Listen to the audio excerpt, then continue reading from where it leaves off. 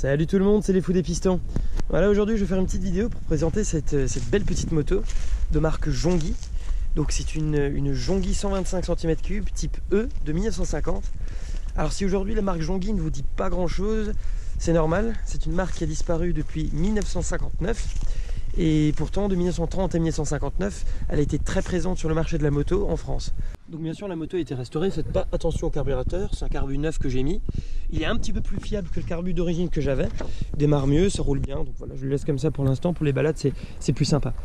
Donc petit détail, cette moto a été fabriquée entre 1949 et 1953 à environ 12 000 exemplaires au total, donc en 3 versions différentes. La première que vous avez sous les yeux, elle a une fourche parallélogramme avec un ressort qui se règle via cette molette. Donc on serre, on desserre pour régler la dureté, la souplesse de la fourche, avec le petit phare en alu qui va bien au-dessus, le compteur qui est incrusté dedans, voilà.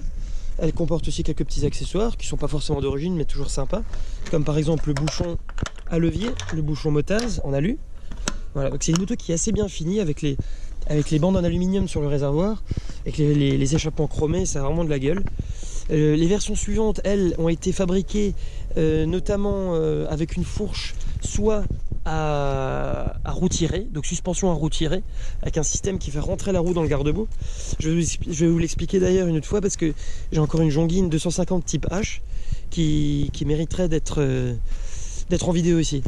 Et une autre version encore avec une fourche télescopique. Voilà, donc moteur de 125 cm3, 2 temps, allumage par volant magnétique, donc pas de batterie, double sortie d'échappement avec les silencieux chromés, très très joli. Donc là par contre on est sur un moteur qui est assez modeste quand même, hein. 5 chevaux à 5700 tours minute. Il y a une boîte de 3 vitesses, 3 rapports. Donc là c'est assez compliqué quand on n'a pas l'habitude de rouler avec ça, parce que le sélecteur de vitesse se trouve à droite et non pas à gauche comme les motos modernes et certaines motos anciennes, surtout les motos allemandes. Et pour passer les vitesses, il faut d'abord monter pour passer la première et descendre pour passer la deuxième et la troisième. Donc tout est inversé en fait, y compris le frein qui se situe donc à gauche. Concernant le moteur, je voulais aussi parler de la boîte de vitesse. Je vais m'attarder un petit peu dessus parce que c'est un système assez spécial que Jonghi a fait breveter à l'époque. C'est un système de verrouillage à billes. Alors comment ça fonctionne? Je vous ai ramené ma revue technique motocycle qui date de 1950, toute d'origine, qui parle justement de cette Jonghi. Alors là, c'est quand même une petite Bible, il y a tout dedans. Il y a tout, des pièces détachées, des publicités, des tableaux de graissage, d'entretien, des réglages, enfin, il y a tout ce qu'il faut savoir sur cette moto est là-dedans. Là par exemple, on a un super dépliant avec un tableau de périodicité de graissage. Voilà, par exemple tous les 500 km, articulation de fourche, club de frein avant, etc. Donc c'est un truc qui est super bien fait. Et ici on arrive, boîte de vitesse, sélecteur. Donc le système breveté que je vous parlais, c'est une boîte qui comporte un seul arbre.